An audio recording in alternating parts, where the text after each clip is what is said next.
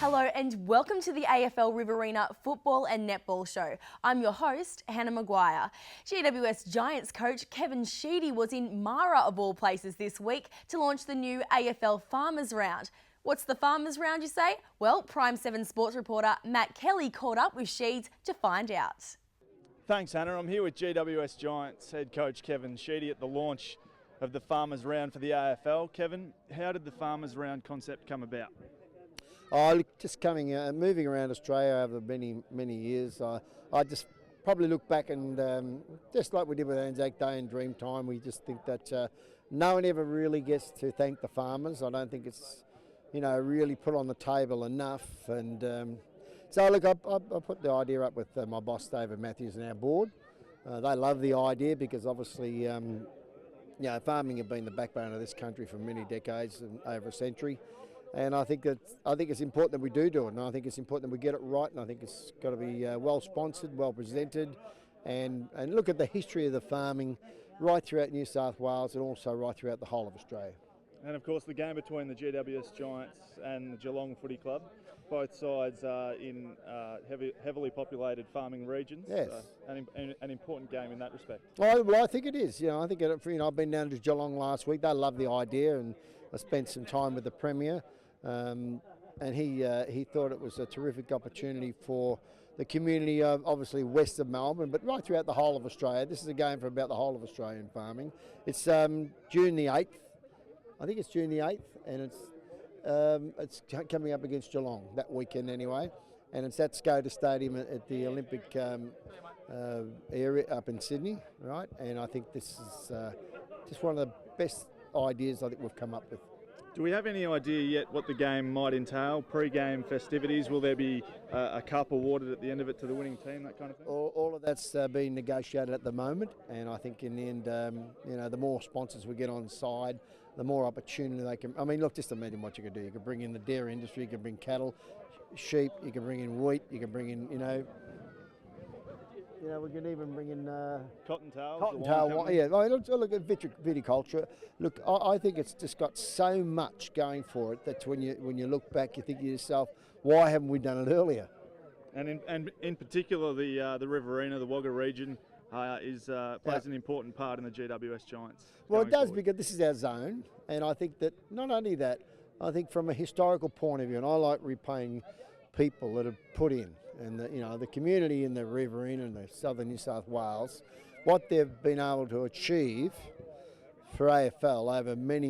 I mean, if you said to yourself you're going to pick a top team out of our zone, I mean the half-forward line will be something like Hurd, Carey, Danaher. I mean the centre lines I think would have probably 5 Brownlow medals. It'd be Crawford from Finley, then you've got Paul Kelly.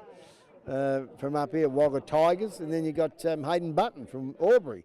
So there's 5 Brownlow, triple Brownlow medals, and also Sandovers. So he's probably one of the most decorated players in the history of our game. He's a legend, and they come out of this area, like New South Wales. You played a game against Adelaide at Skoda Stadium.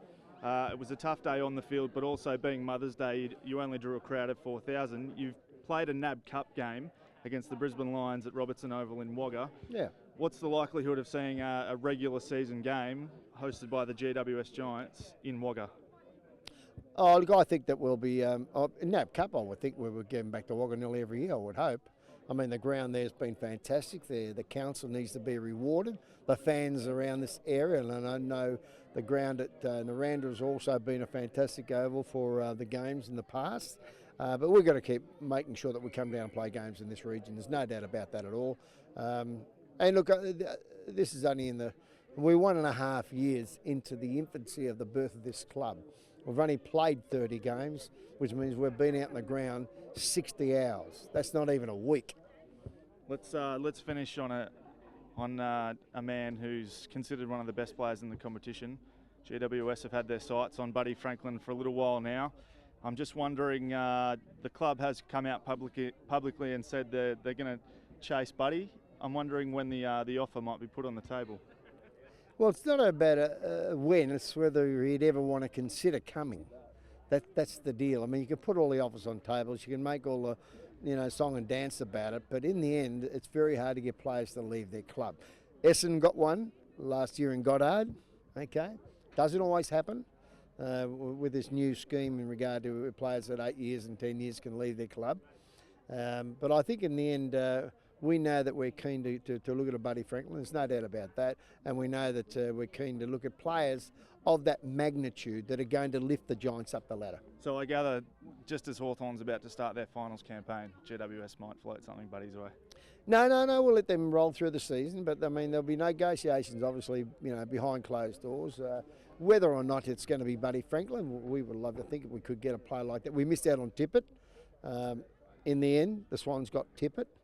There's no reason why we can't go after a player of that magnitude. We'll have the money to be able to do it. And if it's not Buddy Franklin, then we'll chase somebody else that'll take this club up the ladder. Well, there you have it, folks. Thanks to Kevin Sheedy coming out to the Mara Footy Club for today.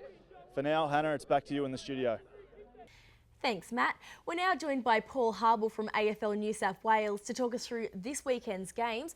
Now, Paul, the match of the round in the Riverina League is the Tigers versus Mango. Now, this should be a good game. I mean, Mango come out with a surprise victory against Narrandera at the weekend. And, I guess they'll give Tigers a good run for their money this week. Well, yes, I think Mango are the underrated side in the RFL. There's no doubt about that. They have been the last, they've got a 3-2 win-loss ratio, so which is fantastic. The Tigers had the bye last week, so they'll be nice and fresh. But this will be a really good game. I think it's a big game for the club, there's no doubt. But Mango will certainly make the Tigers work for their win if they are to win. But look, both clubs have got some really key players. Brad Graham in the ruck for the Tigers, and Mango have got some good young players in Lloyd, Collins and Dam, which is fantastic. Xavier Brennan and Jeremy Maslin up forward are good for the Tigers, and the midfield with Rava and Papworth fantastic. But they'll have a good midfield battle with Creasy, the Creasy brothers and Guy Ward. So I think it'll be a really good game, and I think it'll be closer than a lot of people expect. All right, who do you think will win though? I'm going to go in an upset here. I'm going to go for Mango. All right. In the other matches, we've got Leeton and Turvey Park. They play. Now, this one should be a pretty even match as well. Look, I think Leeton have really hit their straps. The thing is that Turvey, they were fairly, they were beaten last week by 69 odd points. Leeton Witten are going to pick up Brad Carver from Tassie, who's 194 centimetres, plays up forward, played and was best on the ground in the grand final last year. So I think he'll be handy, and they've got a good back line, good midfield. If they get it up to Brad and kick some goals, it'll make a huge difference to Leeton. And I think Leeton pretty comfortably against Turvey Park. All right, Narrandera take on Gairmain. Now, Gairmain, they're in top form this season. You'd have to go with them, wouldn't you, with this one? Oh, I think so, 43 points. But as I say, they didn't get it all their own way. They only kicked away in the last quarter last week. And Narrandera on their home ground as well, so they're used to playing the big ground, but I suppose Gairmain are as well. But I'd suggest that Gairmain too strong. I suppose they've got a lot of quality across the ground, but Narrandera will certainly make a game of it, that's for sure. Okay, and then in the last round in the Riverina League, we've got Griffith and Coolaman. Now, once again, Coolaman, they're in pretty top form as well. They take on Griffith, and what I'd like to see is Coolaman and a Gairmain game. That'd be pretty interesting. Yeah, that would be a good game. But Griffith at home, very disappointing last week against the Gully. Coolaman just got a lot of winners across the ground. Good backline, good midfield. Up forward, they're doing really well. So I'd suggest, even though it's at Griffith, Coolaman okay for a win there. Okay, well, we'll move on to the Farah League. Match of the round here would have to be the two unbeaten sides, being the Northern Jets and the Rock. Now, the Rock, they put in a stellar performance last week against Temora. Come out, they were way too good there in that game. The Jets, that's a lot to live up to. How do you think they'll go against the Rock? Look, the Jets are playing with a lot of confidence. I've never seen the Farah League side that rotates as many players as they do off the bench. I've watched them a couple of times. So they use their running players, they rest them, they rotate them, and they work really hard. They're playing on their home ground as well at Ardlethan this week. The Rock a really good win last week, 20-odd points. I think they'll find it a bit tougher, the Jets, against a really quality side, but I think there's some really good matchups. I mean, Foster's kicking some goals, Lenny Hadrell chips in with a few, and they've got Johnny Howie up forward as well, so he makes a bit of a difference. Good coaching, Jamie Grindle. So, the key matchups are going to be Foster and Grindle up forward versus Ward and Webb, the two focal points for the Rock, who kicked, I think, 10 goals out of the 15 last weekend.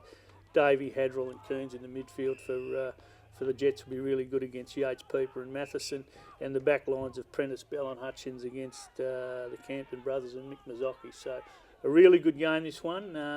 I'll say in a really close game, Northern Jets. There you go. Could be an upset. Temora, they'd be feeling pretty sore and sorry after the loss, and they'll be wanting to fight back against North Wagga this weekend. Do you think they'll put in a good show? Oh, look, at Temora's home ground really will make a big difference. North Wagga depends how they travel, but they've been really stiff in the last few games, North Wagga, where they've got close but just can't get across the line. So I think they've been beaten last 2 games by 2 or 3 points. So if they work hard enough, they'll be all right, but I think Temora will be too strong at home. Okay, fair enough. Colliambly, CSU, that'll be a good match too. I think Colliambly will win this one. CSU haven't played to their potential this year. Colliambly were good last week against Mara at Mara. It was only about a 15-point game or 13-point game. So, both sides are probably struggling a little bit, but Mitchie Carroll's playing really well for Colliambly, and they've got a bit of quality up forward as well. CSU, I don't think have hit their straps yet, but I'd suggest Colliambly to beat CSU, and no doubt the CSU boys and girls will enjoy the trip home on the bus. I dare say they will. And the last match of the far round is Mara versus East Wagga. Now, both these teams, they need a win. They do. Mara won last week, but I suppose not convincingly, but a win's a win. East Wagga again, they had a 1-point win as well, and really be a really good game out at Mara. Mara used the ground really well. You know, they've got a couple of focal points up forward, East Wagga, so it'll be interesting to see what the matchups are. But I'm going to go for Mara to just beat East Wagga at home. Okay, well, there you have it, all the expert tips for this week's games. Thanks for joining us, Paul. That's all we have time for today, but make sure you join us again next week on aflriverina.com.au. We'll see you then.